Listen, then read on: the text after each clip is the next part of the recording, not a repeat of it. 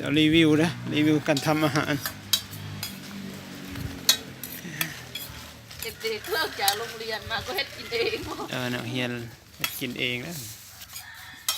เป็นสาวน้อยหิวข้าวบ่มานอนกันเลยเนี่ยนี่กำลังทอดชิ้น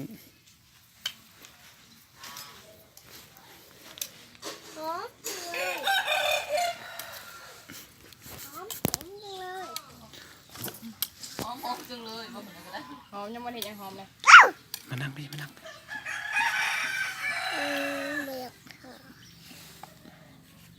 กอดข้อพอแล้ว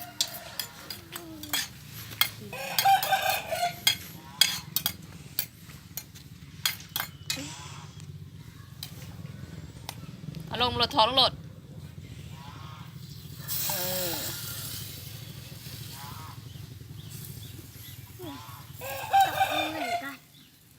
สิมีเงินเสื้อผูกคนนั้นมาแล้วผมท้ายอีกแตกตำหมกถั่วปะ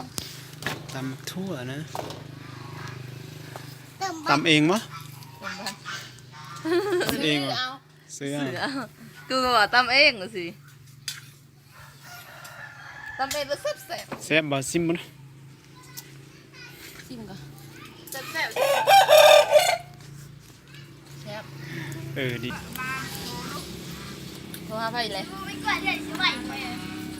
ไปกันไหมแหนมกองมีพอดื้อเมื่อวานกล้าในส่วนเท่าไรก็10หรือ5กล้า2เที่ยวนี่10,000 3,000เจ้ากาเสียบ่ พวกอาจารย์ของบริษัทเสียแต่วันละเที่ย10,000พาไปซื้อกับ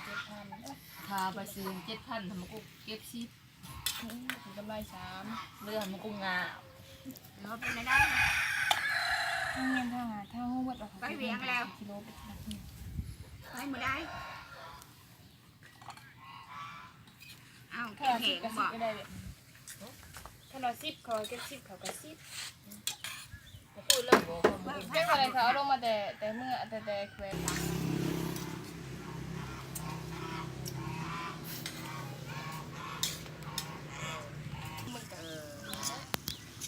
นี่คือขาวหรือหัวตรงนี้ฮะ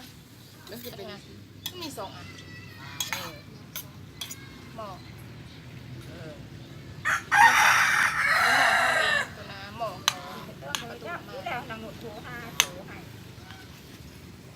ปง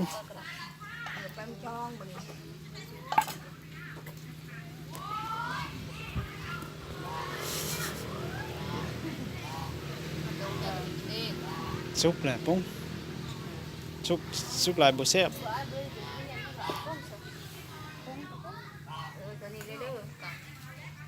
บ่ได้ใส่หยังวะเอาไป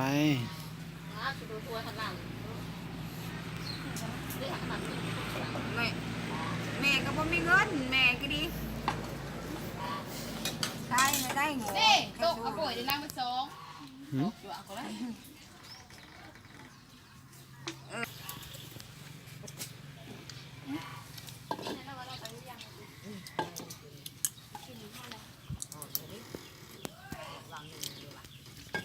เอาก็เราขึ้นไปไว้ยังไงกินอาหารบ้านเฮา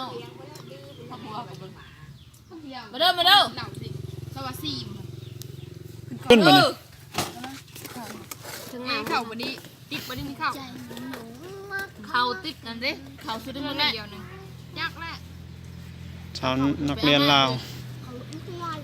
ไปเอามาดูบอลบุญพ่อไปกับร้านมีบุญมีหวายร้านไปกินของเขาจะเขายังไม่ทันร้อนคืออยากแข่งตัวคืออย่างเป็นเรื่องถ่ายแซ่บบ่แซ่บคือมืดแท้วะ